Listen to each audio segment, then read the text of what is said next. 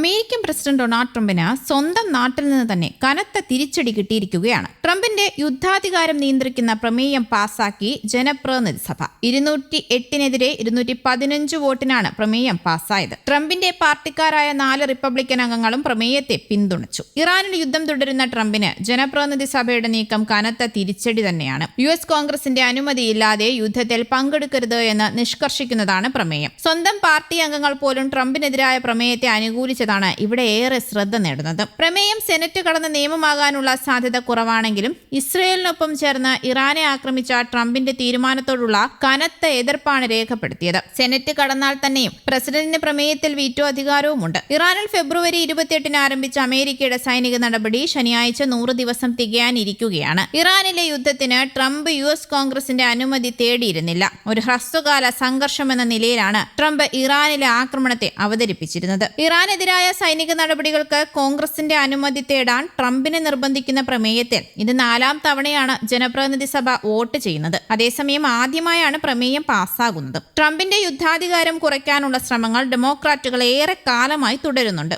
എന്നാൽ റിപ്പബ്ലിക്കന്മാർക്ക് ഭൂരിപക്ഷമുള്ള ജനപ്രതിനിധി സഭയിൽ പ്രമേയം പാസ്സാകാറുണ്ടായിരുന്നില്ല. കോൺഗ്രസ് പിരിയുന്നതിന് മുൻപ് മെയ് 21-നായിരുന്നു പ്രമേയത്തിൽ വോട്ടെടുപ്പ് നടക്കേണ്ടിയിരുന്നത്. റിപ്പബ്ലിക്കൻ പിന്തുണയോടെ പ്രമേയം പാസ്സാകുമെന്ന അഭ്യൂഹത്തിനിടെ ട്രംപിന്റെ അടുത്തയാളായ സ്പീക്കർ മൈക്ക് ജോൺസൺ വോട്ടെടുപ്പ് റദ്ദാക്കുകയും ചെയ്തു. ഇടവേളയ്ക്ക് ശേഷമാണ് വീണ്ടും പ്രമേയത്തിൽ വോട്ടെടുപ്പ് നടന്നത്. ഇന്നലത്തെ വോട്ടെടുപ്പിൽ മിഷിഗണിൽ നിന്നുള്ള ടോം ബാരറ്റ്, ഒഹിയോയിൽ നിന്നുള്ള വാറൻ ഡേവിഡ്സൺ, പെനിൻസുലാനിൽ നിന്നുള്ള ബ്രയാൻ ഹിറ്റ്സ്പാട്രിക്, കെൻറ്റക്കിൽ നിന്നുള്ള തോമസ് മാസി എന്നീ റിപ്പബ്ലിക്കന്മാരാണ് ട്രംപിനെതിരെ വോട്ട് ചെയ്തത്. US കോൺഗ്രസിന്റെ അനുമതിയില്ലാതെ ഫെബ്രുവരിയിൽ ഇസ്രയേലുമായി ചേർന്ന് ഇറാനിൽ ആക്രമണം നടത്തിയത് ഭരണഘടനാ ലംഘനമാണെന്നാണ് ഡെമോക്രാറ്റുകളുടെ ആരോപണം. US-ലെ വാർ പവേഴ്സ് ആക്ട് പ്രകാരം സൈനിക നടപടി തുടങ്ങി 60 ദിവസത്തിനകം കോൺഗ്രസിന്റെ അനുമതി തേടണം. എന്നാൽ ഈ കാലാവധി ആഴ്ചകൾക്ക് മുൻപ് അവസാനിച്ചിട്ടും ഡൊണാൾഡ് ട്രംപ് ഇതുവരെ അനുമതി തേടിയിട്ടില്ല എന്നും പ്രസിഡന്റ് നിയമം ലംഘിക്കുകയാണെന്നും ഡെമോക്രാറ്റുകൾ പറഞ്ഞു. അതേസമയം ഇറാനുമായുള്ള യുദ്ധം അവസാനിച്ചെന്ന മുൻ നിലപാടിൽ ഉറച്ചു നിൽക്കുന്നതായി അമേരിക്കൻ വിദേശകാര്യ സെക്രട്ടറി മാർക്കോ റൂബിയോ പറയുന്നു. മേഖലയിൽ ഇപ്പോഴും വ്യോമാക്രമണങ്ങളും സംഘർഷങ്ങളും തുടരുന്ന പശ്ചാത്തലത്തിലാണ് റൂബിയോയുടെ ഈ പ്രസ്താവനയും പുറത്തുവരുന്നത്.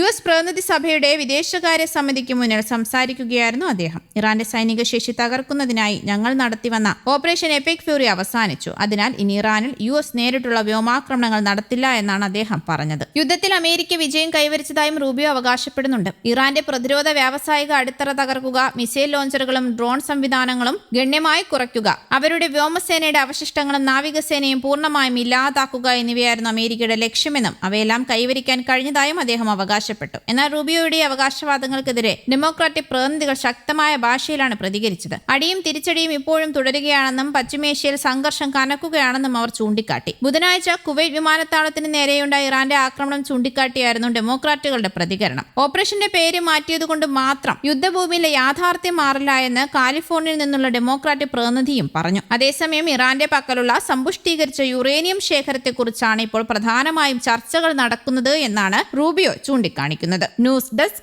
കേരള കൗമുദി.